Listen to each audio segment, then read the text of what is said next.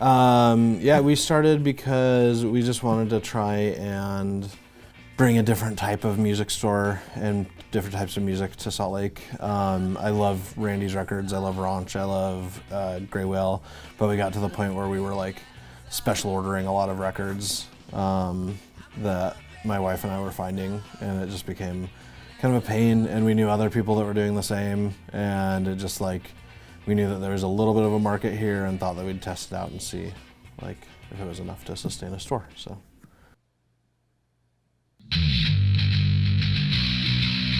Local DJs, a lot of younger kids that are just getting into music, a lot of people from out of town. We get a ton of people that come in from out of town. The people that come for our shows is a whole different. There's very little kind of crossover in the people that come here during the day and the people that come here at night. And the people that come to our shows are generally, it depends on the show. So like a metal show, we'll get a whole different crowd of just metal kids, and they're awesome. And for electronic shows, we'll get a whole different crowd of people that just are like want to come and talk about synths and stuff like that I know nothing about. And then, but for our punk shows, there's all the punk kids, and so it's really fun because it lets us kind of see. And you also get the fun times where you get like, we've had a couple kids that started coming here when they were like 14, and now they're almost 19, and we've watched them go through, like, they were just coming to punk shows, and then like one punk show, like somebody had a synthesizer and they like figured out what a synthesizer was, and now they come to all the electronic shows, and it just makes it really fun to kind of watch these kids progress into becoming or into having their musical taste. I would love to see a little bit more cross-pollination. I think that, and that's always been like the point of Bandemonium. So Bandemonium is a event we do at Christmas weekend and 4th of July weekend. It's always the most inconvenient times.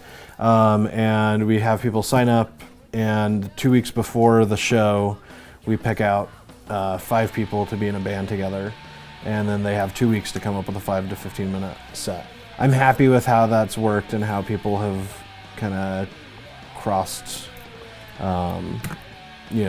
crossed paths, and it's led to some interesting like booking where we'll have shows like Brain Bags, for instance, like they will play shows with like Sympathy Pain now, and that is not something that off the top of your head would think would match, but they get along and they work together, and it made sense. And now their shows the shows are great when they play together. So I think like it's one thing we try to do, where we do kind of mixed shows where it's like electronic artists and metal artists, and but it's something that I think I wish we could kind of see a little bit more in like the fan bases, where the punk kids came to more electronic shows and the electronic kids came to more metal shows and that type of stuff. So otherwise we won't get any more great Limp Bizkit type bands, and that's the real point of the story.